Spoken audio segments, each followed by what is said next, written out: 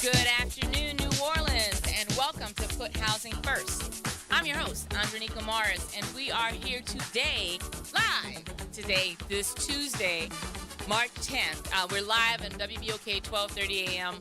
on Xavier University's campus here in New Orleans. Want to thank you all for joining us and for tuning in and spending your lunch break with us or the 12 o'clock hour if you're heading somewhere. So we've got a great show for you. This week we are back live, as we said, in the studio, so feel free to call in and join in the conversation on 504-582-9422, 504-582-9422. Today we're going to be talking about the legislative session. We're also going to be talking about insurance. We've got two great guests who are going to split up the show with us today.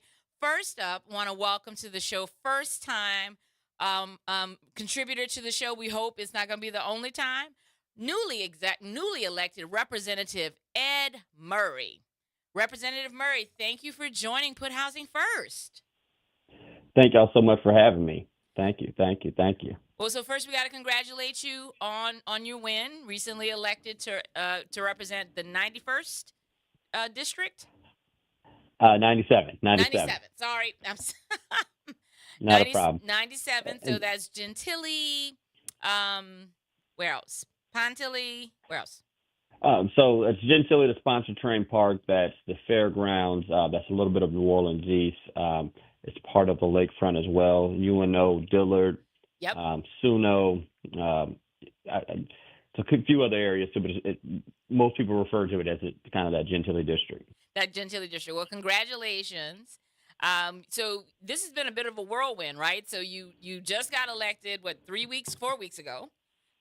Yes. 4 weeks ago, and you took your first session is, instead of months away, you rolled right into it. The session started yesterday. Yes. And so you're on the job, which is what your constituents need, given everything that's going on in Louisiana and in New Orleans. They need you hard at work, so we're glad for that. But yesterday's session kicked off. So can you give everybody, especially folks who are not as familiar with the legislative process, while we know you have some experience, as a citizen engaging with the legislature, so you're not a total newbie to it, but you were sitting in a different seat for the first time, and so that had to be different yesterday as the session gavelled in. What was that like? It was kind of surreal. I spent a lot of time at the Capitol over the years. Yep. I'm sure a lot of y'all know my dad was in the legislature for quite a bit, so I spent a lot of time up there, and then I went to law school here in Baton Rouge at Southern University Law Center, and so I would, in my studies, it would bring me to the Capitol.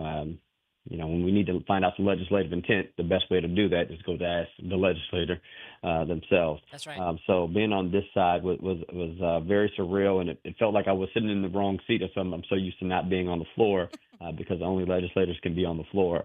It was a bit different, but it also kind of felt like the first day of school, so to speak, except I was a new kid. Yeah, you're the new kid. It's almost like coming in the middle of the school year. But it's the first day of maybe like the second semester. Well, congratulations again. But because it is the first day and you are the new kid, but you've also stepped in. You're not waiting. Let's talk about some of the legislative instruments that you filed. And what are your priorities for this session? What are you? We know what the big ticket issues are, right? Everybody's talking about insurance. The governor yesterday laid out his agenda. We're going to talk about that. But I want to hear from you. I want the audience to hear what you're working on behalf of your constituents, because you had things in mind. You articulated a really clear vision, and the voters responded to that. And so how does that turn into your legislative agenda for your first session? So one of the things I campaigned on was getting to work immediately. And I meant that. So I was actually, there was a big bells and whistles deal of swearing in yesterday, but I actually was sworn in officially about 2.5 weeks prior. Mm-hmm. They told me at about noon I can get sworn in, and by 2 o'clock I had gotten sworn in, and largely to make sure I could get on, had the best chances to get on committees that I wanted to get on. That's right. and all that type of stuff. And one of the big things I did campaign on is insurance, right? Hmm. And I was able, thankfully, to get on the insurance committee. So that will be huge going forward. I also got on transportation, transportation and highways, as well as the municipal committee. All really important committees to the city of New Orleans. That's right. So I plan to do exactly what I told you guys I would do. Going to support a lot of fortified roof bills. Hmm. That's going to be a major key here. We also want to make sure that we are trying to lower our insurance. I mean, that's the goal. And so, however we can do so without sacrificing the rights of our constituents, we're going to do that. I did get to pre-file one bill. Hmm. Don't have a staff yet, so can't didn't have the resources quite yet to do as much as I would have liked to do before the session started. But I did get to pre-file one bill upon meeting with the Black Caucus. We sat down with several of our HBCU presidents, and one of them expressed that they are trying to make their campus safer by moving to, swiping into all their buildings Okay. for everyone, whether you're a student, whether you're a guest, whether you're, an employee, professor, et cetera. And so many of our campuses across the state are, kind of spread out. Hmm. Where it's tough to physically lock down campuses because there's so many entrances and exits. And so I did pre-file a bill that would allow colleges, community colleges, universities to put their student IDs on their on Louisiana Wallet, as well as employees and staff members, just to make that a bit easier for them and As they're kind of support upgrading them in. security. That's that. Right, Yeah. right. As That's great. and so I know, not every campus is there yet, but that's the future, and that's what LA Wallet is here for, right? To try to make things easier for us. So that I was able to file that, and so that's the only thing I was able to file. But we had some committee meetings already, so we're already getting to work. Okay. So that's it. But I want to talk about that piece of legislation for a minute, because that's a one of those I love personally, those kinds of wonky policy that can really level up and give folks a really good firm foundation. I mean, and it addresses a lot of issues that often can be problematic, like, just again, employees of universities and students being able to maintain their and keep their ID, because it's a little bit different. I think a lot of people forget what it's like to be in college, to work for a university or a community college, and how important it is that when you're on campus, when you're in the community, that you be able to identify yourself so that you can keep track of everybody, especially when something happens with any kind of emergency, like again, and not going to the worst case scenario, but just things that happen here in Louisiana when we have hurricanes and natural disasters, and you need to evacuate people. You need to make sure that your folks are safe and secure. And a good way of doing that is just one, being able to keep track of everybody. Uh, and if folks, and how many of us have lost IDs? Um, you know, people seem to keep up with their driver's licenses, but that the issue with your campus ID is you have to use it for things, right? You have to use it for your meal plan, and if you're going to check out books and all these different things. So that continually reaching for it leads to you losing it. And if it can be on your phone, because we do manage to keep up with them doggone phones. Um, putting Right. it on LA Wallet, and like you said, not everybody's ready for full access swipe by phone, right? But again, they can get there with this kind of put in place with the larger system heading in that direction. Some of the smaller schools, and it's for all universities and community colleges. Yes, and technical schools as well. Oh And wow. also, I was a college student, not too long ago, but certainly a little while ago. You know, we lose IDs, but people forget you got to pay for those IDs when you lose them too, right? So Yeah. that also takes up I would hope, takes a little bit of burden off some of our students, Right. because I can tell you those replacement IDs aren't $5. No. They're usually like $20, $25, stuff like that. They might have been And $5 when I was in college, but yeah, not anymore. yeah, I think they were 15 or 20 when I was in college. Yeah. And it's just an unnecessary cost, but you use it to eat, you use it to get in your dorm, all those types of things. And to your point, I know a lot of schools, aren't fully, there yet, but obviously with technology playing catch up, I think that's where we're certainly headed. And for this younger generation, the kids that are in college now, a lot of them don't necessarily carry wallets. I think we all carried wallets, but they necessarily don't, No. because of things like LA Wallet, Apple Pay, Yep. Google Pay, all that type of stuff.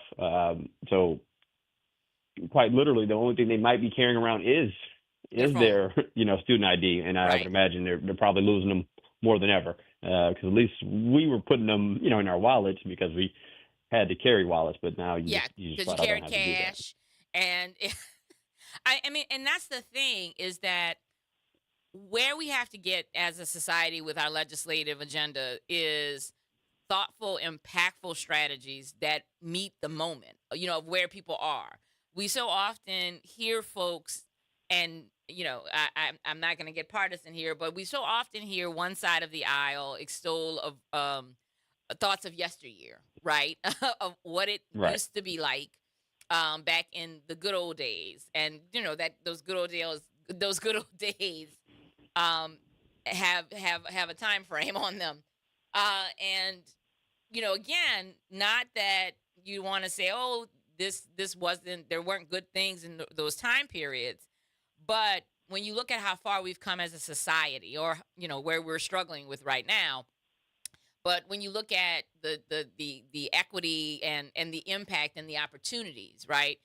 Because you Right. mentioned the fact that this is going to go to this is the you're not just looking at the universities, you're looking at the technical colleges and the community colleges. And while a lot of us, agree that higher education is definitely something to pursue, we also want to make sure that people can make good choices, right? And they can be fulfilled, uh, and Right. and and going to technical college, going to community college is again should be a choice that you can make, and it should make sense. It should there should you're being there. There should be ways of facilitating it. Just because you're at a community college or a technical college, you shouldn't have lesser.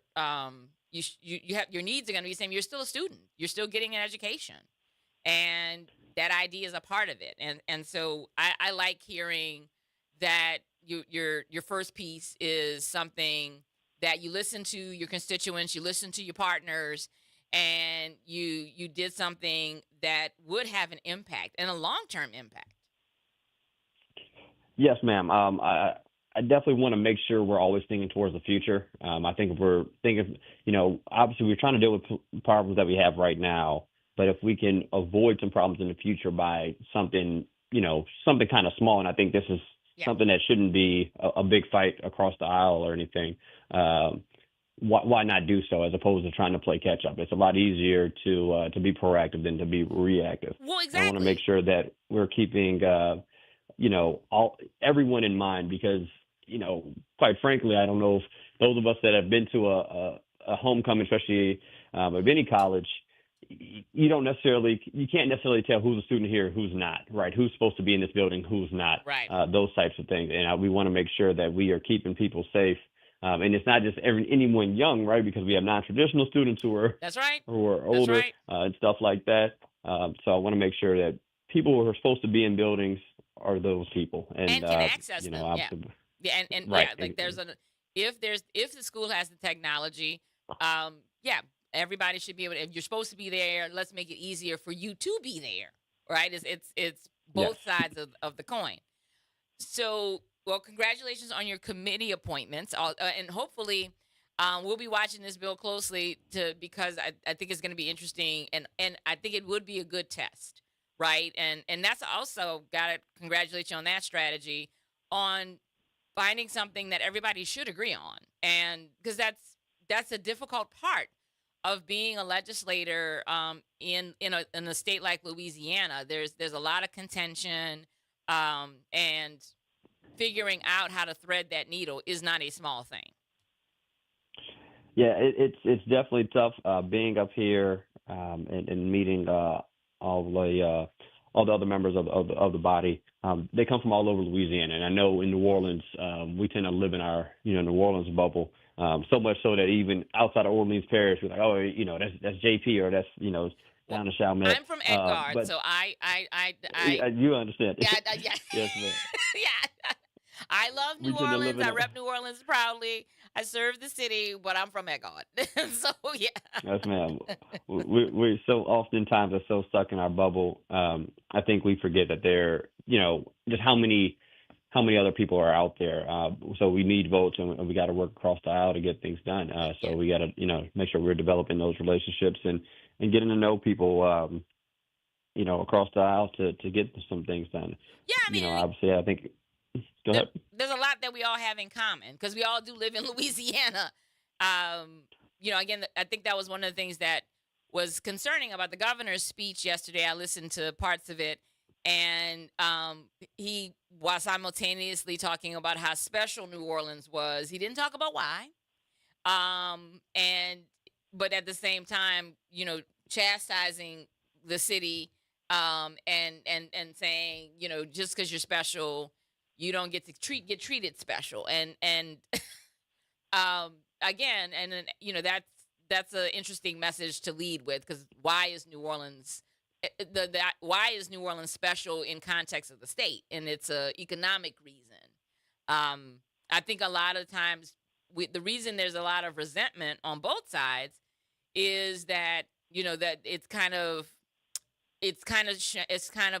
extolled that New Orleans is special because of culture and different things that people want to come to New Orleans for. But in the context of the state of Louisiana, it's special because it's the economic engine of the state, and that's those are two very different things, right? Two very different things. Yes, ma'am. One is vibes and stuff like that, and popularity, and not something that you know people like you, don't like you. What does that mean? But the money, the economic engine of the state, is not simply because you're cool and you're trendy. It's because you contribute, and the other parts of the state, there's an interdependency. So and we are all part of community, right? If we can think about that way, so that the contributions that New Orleans is making to the rest of the state, and how the state contributes to New Orleans, right? And how and how the other parts of the state support New Orleans, and how New Orleans supports the rest of the state. I think again, legislators in our delegation have to walk that fine line. Yeah, it is a very fine line. Make no mistake about it. Louisiana needs New Orleans, but also make no mistake about it. New Orleans does need Louisiana, I mean, yeah, and we're we in need each other Louisiana, so in yeah. different ways. Yeah. We need each other in different ways. We're not DC. We're not a district. I know we're very culturally significant, and there's no city like it. We're quite literally older than In the many parts of country. than the country and Yep. a lot of other countries to our north and south. But we do need each other, and it is a fine line of kind of a tightrope walk. But I'm optimistic because everyone here is a person. Even some of the people that have filed some crazy bills by my standards, we're all people. Everyone has kids. Everyone gets sick. Everyone gets hungry. Everyone gets thirsty. Everybody has to sleep. We all drive these same roads, all that type of stuff. So I am optimistic that we can get some stuff done for New Orleans, and certainly get some things done for the state of Louisiana. That's right. That's exactly right. So we're going to talk about insurance. We have another guest joining us, and we're going to talk about insurance. I'd like to close it out. And just remind me, can you stay for the whole hour, or only the first half hour? Probably only the first half hour. That's what I thought we were doing. So you got your committee assignment. So that's going to be really an important place where that fine line that we talked about that you're going to have to navigate. And you mentioned transportation, you mentioned municipal affairs. That those are two really important committees, especially when we have a lot of these laws about preemption and things like that. But you mentioned the big daddy, and since we only have you left for 8 minutes, we're going to get to that one: insurance. So, congratulations on getting on the insurance committee, and being able to pick up in some places where your predecessor left off. Representative Willard was tireless on insurance, got some real victories. We got some victories after he left. And there's, as you mentioned, you're well aware of the fact that there is much more work to be done around insurance. And you started talking about the fortified roof programs. What do you see as the opportunities to get even more resources into the fortified roof program, getting the nonprofit program stabilized? Because right now the nonprofit program is a shall program, a may program, sorry, instead of a shall program. What do you think, given, and again, we know you're new, but where do you see what are your hopes? I should say, what do you after talking to your constituents over this election? What do you want to see us the legislature focus on with insurance on this upcoming session? I'd like to see the legislature focus on increasing the funding for the fortified roof program. I'd like to see insurance companies also, in return, actually drop those rates. I'd like more of the legislature, especially those, my fellow reps who are not from South Louisiana, to kind of understand, and I've been trying to do that with them, kind of sit down and explain, this is why this is so important to us.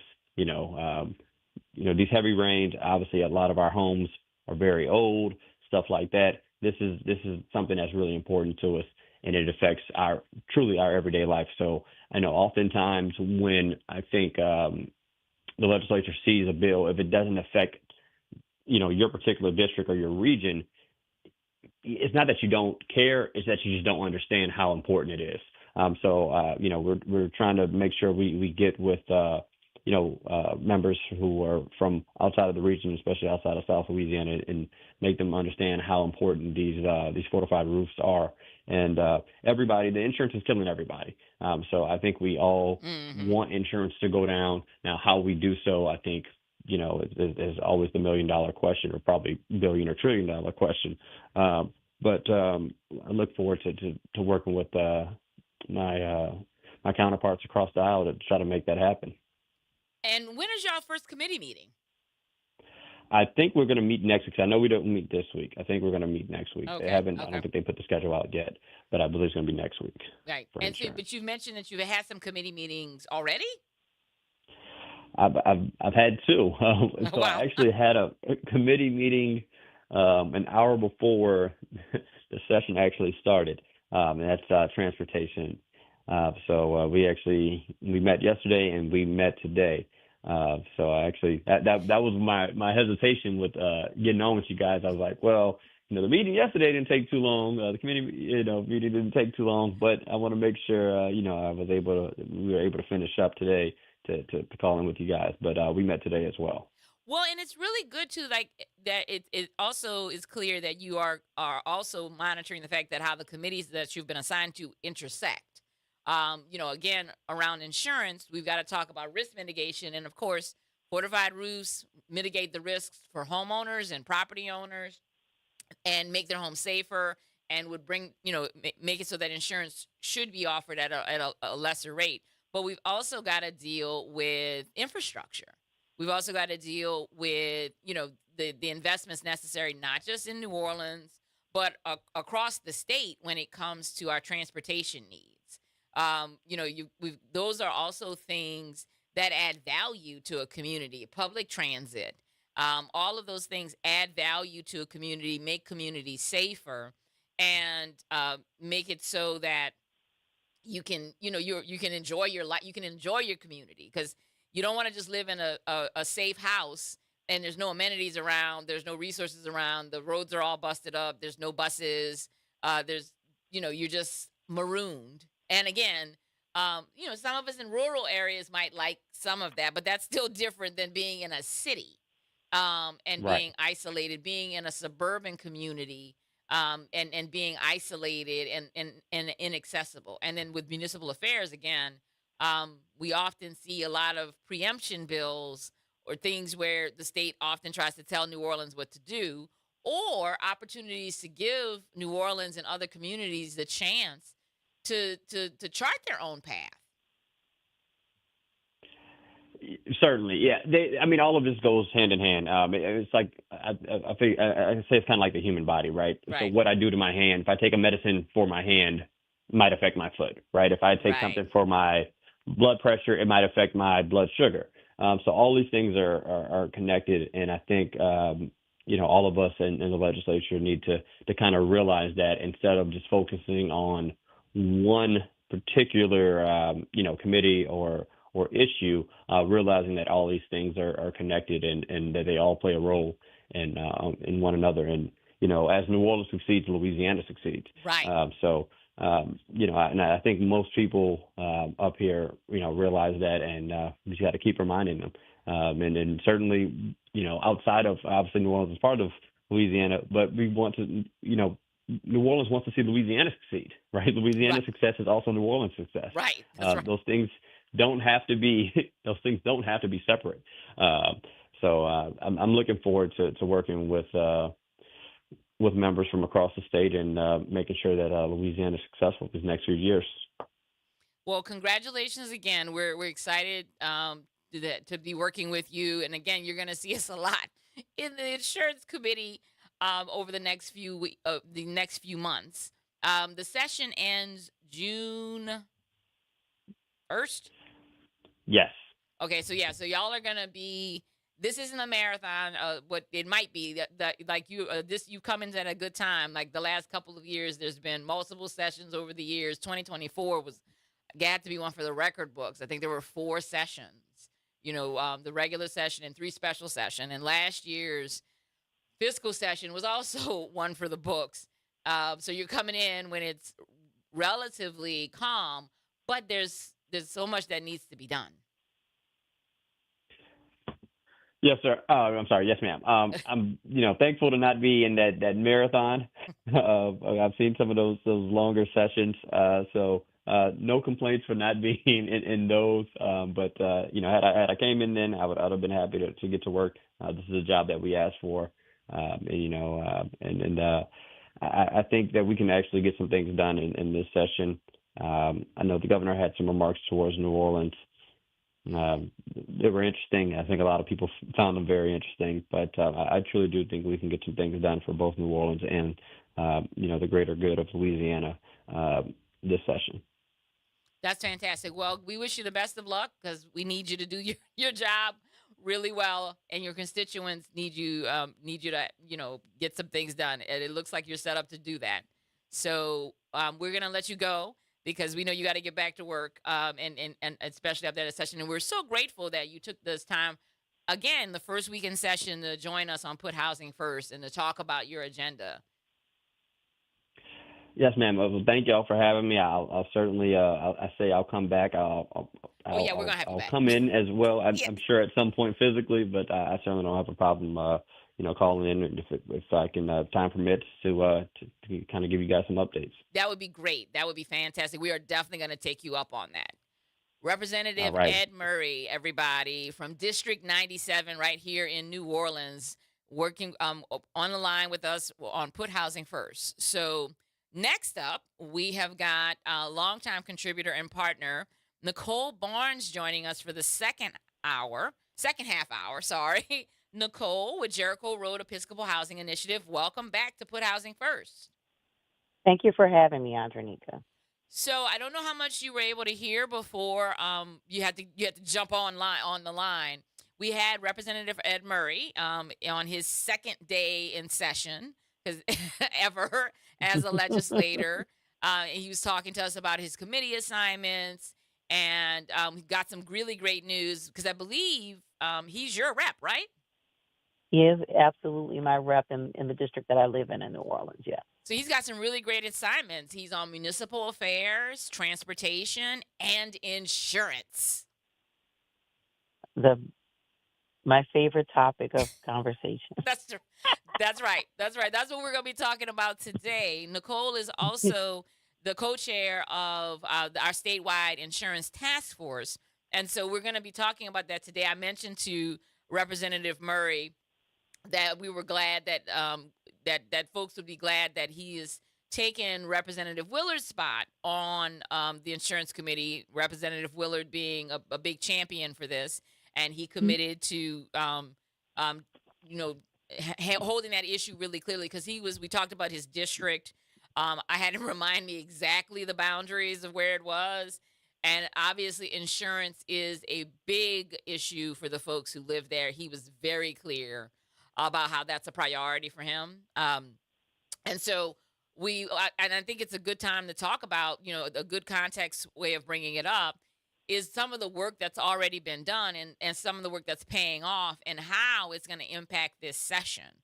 So we had some good news on Friday. After several years of advocacy, the insurance commissioner has finally consented to deploying benchmarks that would essentially set a floor and a floor for the discounts that people will get when they have a fortified roof.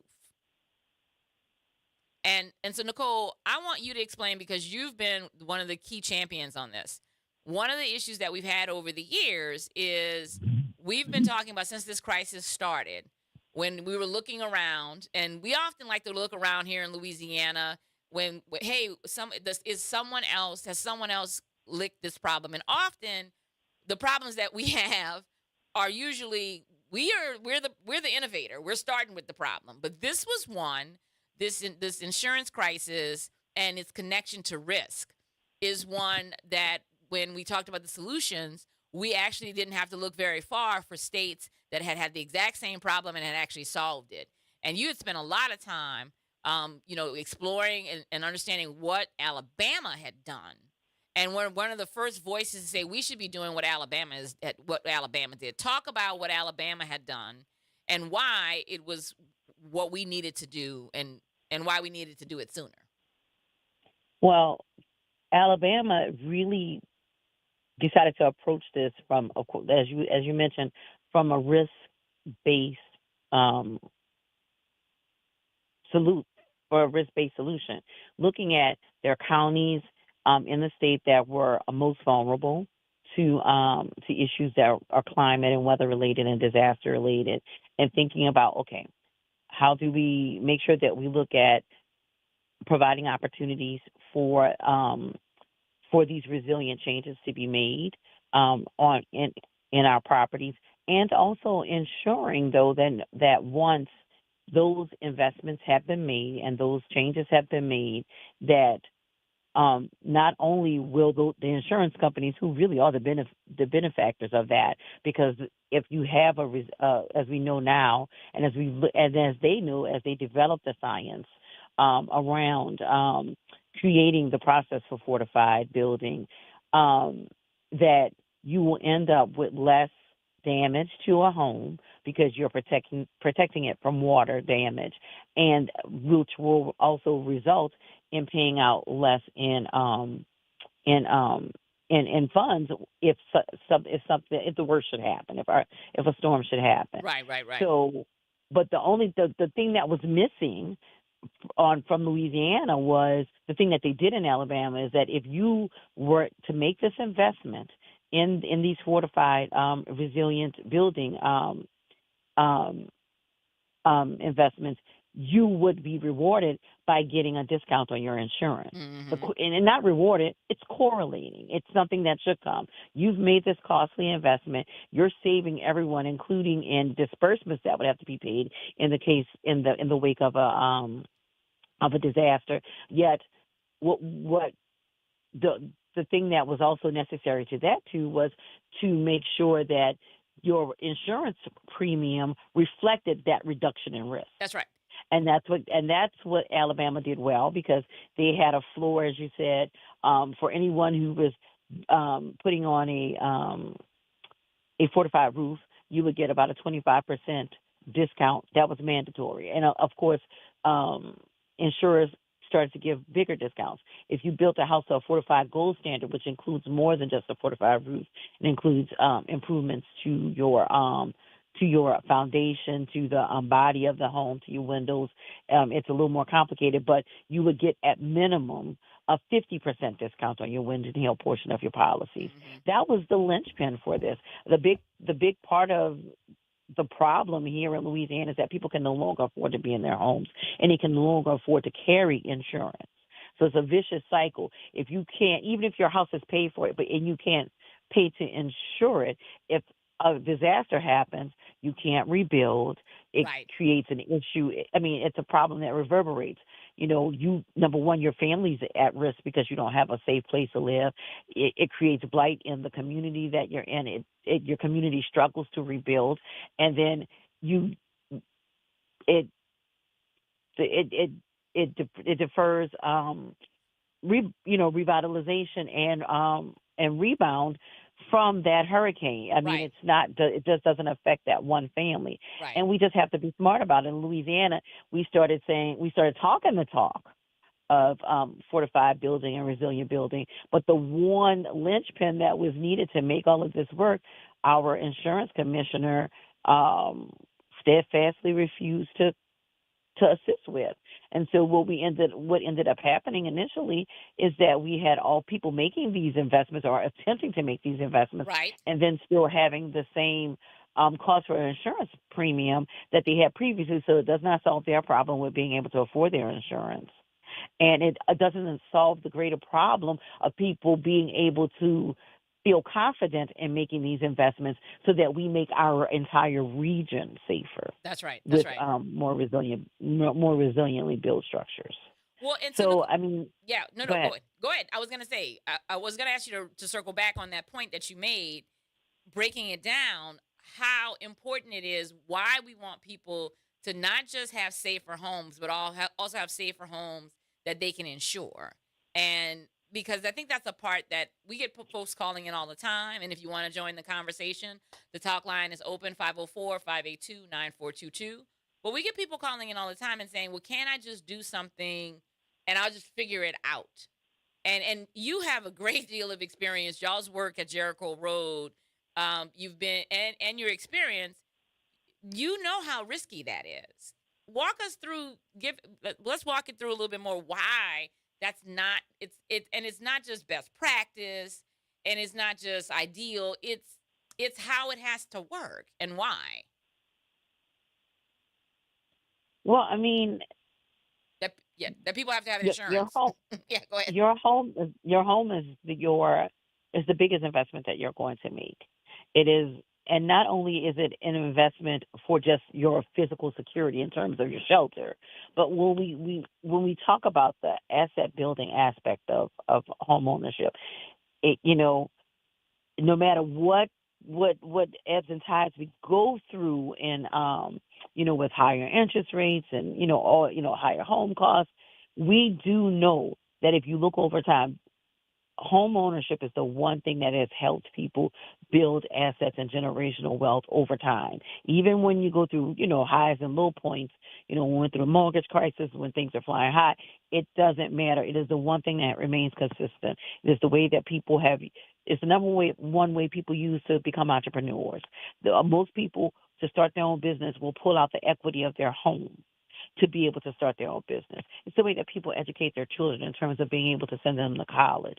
It is the nest egg that you have for the future, not only for you as you retire, but to pass on to your children to have them better positioned, and to just say I'm going to roll the dice on it, and not because people want to, it's because they don't have a choice. Actually, they're backed into a corner to do it. Right. It's just not. It does not position you to be able to reap the benefits that should come with Right. the investment in the home.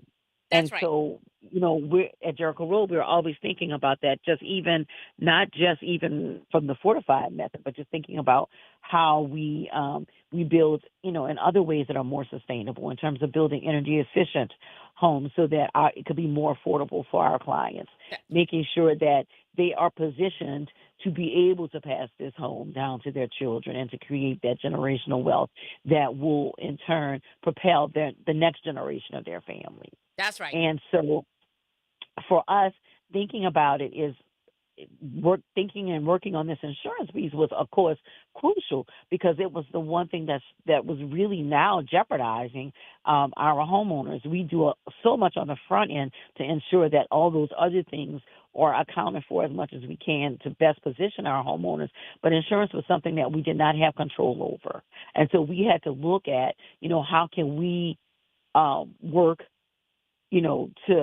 to affect this and to resolve this issue, and to also, from, as you talked about, from an advocacy standpoint, work with everyone at the governmental level, at the legislative level, to ensure that they're advocating for citizens, they're advocating for the people who live here. Right. And because it's not just, everyone for themselves. I mean, this takes not only the investment in the properties by the homeowners themselves, but it also takes policy that helps to shape an environment that makes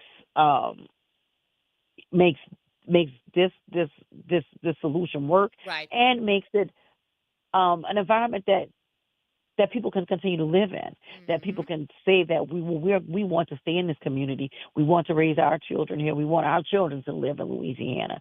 That's not going to happen if we don't recognize this huge issue that is not going away. I always say this, and I say it, and people laugh, and it's not really not glib.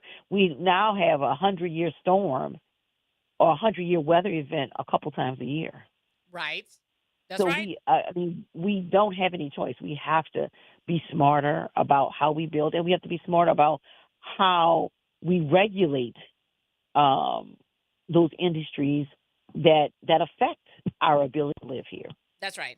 Because I think a lot of people we're all so used to the challenges, frankly, that the insurance industry has posed over the last 20 years, post Katrina, right?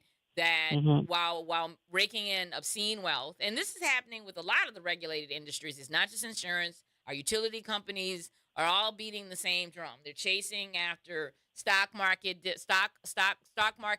spikes and stockholder dividends. Then they're like, we're operating our business in the most effective way, but you're a regulated entity providing a critical, crucial service, one that people need to count on, and playing game, and often, but it also feels like all of the obligation is on the homeowner, all of the obligation is on the policyholder.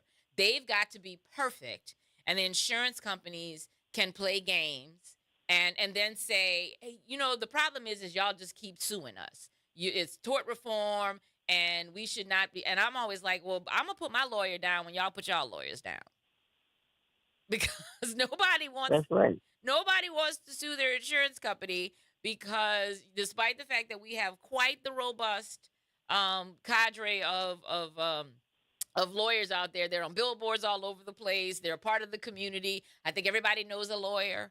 Um, and if you don't, to call somebody to get you introduced to a lawyer. Um, but nobody wants to, like, you're going to be outgunned, right? Just from a number perspective. They have more lawyers. Their lawyers are going to be more expensive than even the best of the lawyers we can find.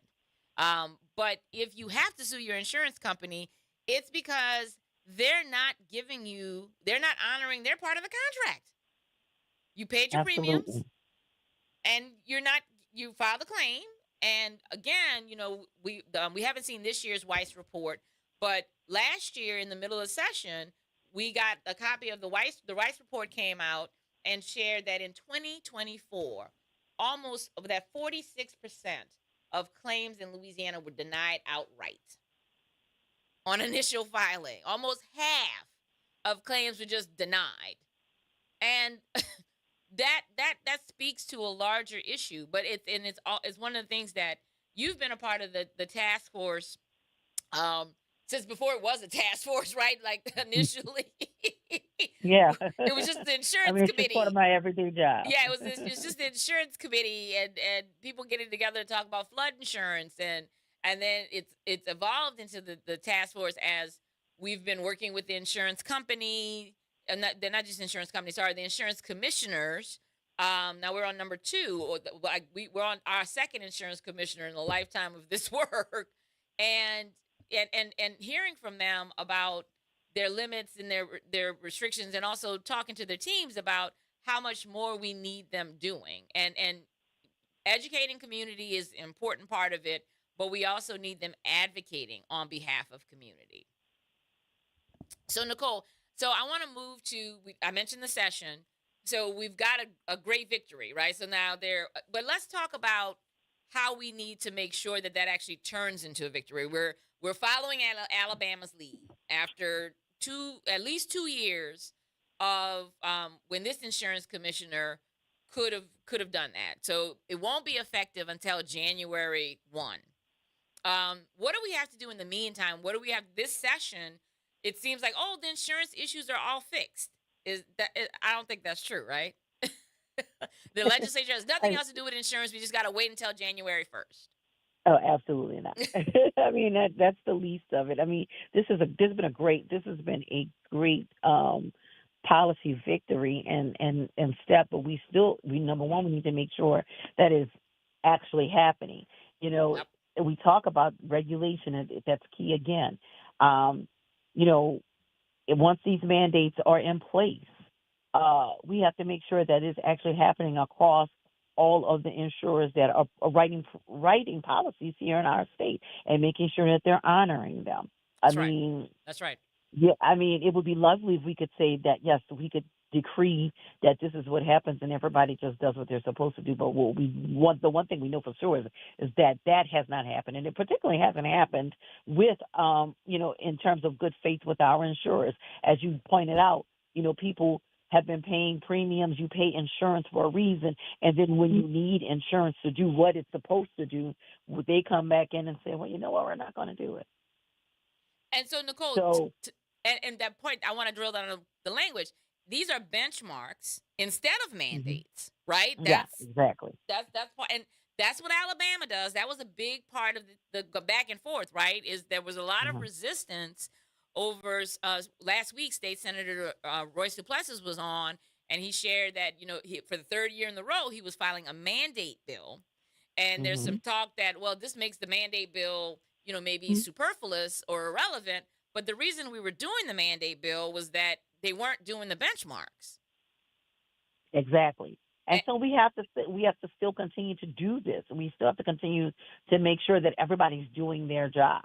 Um, we just can't rely on them saying that that's what they're doing. We really need to see and be analyzing and tracking this across across all lanes. Not only just not only whether or not insurers are providing policies that provide the discounts, making sure that everyone has access to those companies as well. I mean, it's really complicated. It's not as simple as, okay, yes, we're going to say that this is what we're aiming for, this is our goal, and think that everybody's just going to play along. It needs to have teeth, and there needs to be checks and balances to make sure that everyone is behaving accordingly.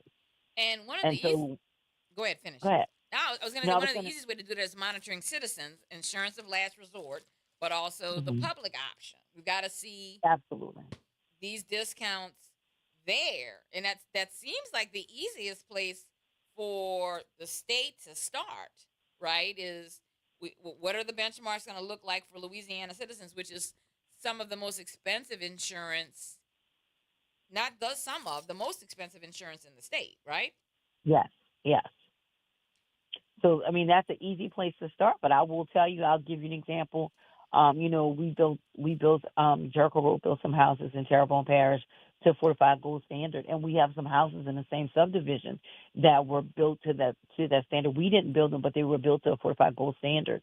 We found one insurer in the state who has been recognizing, the the benefit of building to that resilient standard, and been coming back with premium and policy quotes of about $1,600 a year in a Wow. coastal parish. But folks who live in that same subdivision who have, I won't name, but they have another well-known, well-advertised insurer, and they're paying $4,000 a year for insurance for Wow. the same house with And the same investments. So it's so necessary. We spent the past couple of years arguing about the necessity for it. That's the perfect example of the necessity for right, a uniform mandate. right, right, right. I That's mean, these correct. people, literally, your next door neighbor literally is paying twice, more than twice what you're paying Right. for That's the right. same house with the same safeguards embedded in the construction. Well, and that's also got to be again from a regulatory standpoint, where we've also got to, because this is some of the conversations that we've had over the years with legislators who kind of insist that I've heard some really uh, interesting debate issues around being brought up. Well, the houses aren't the same, and you can't give the discount. But the point of what you all are doing when the fortified roofs go in, when you build a fortified gold home, or when you put a fortified roof in, is that you're not just putting a new roof on a termite riddled house. That that is not how this works, right? That it's a system that I don't think a lot of people understand. That yeah, you might just do the fortified roof, but you can't just put a fortified roof on a weak and on a home that doesn't pass muster. That's correct.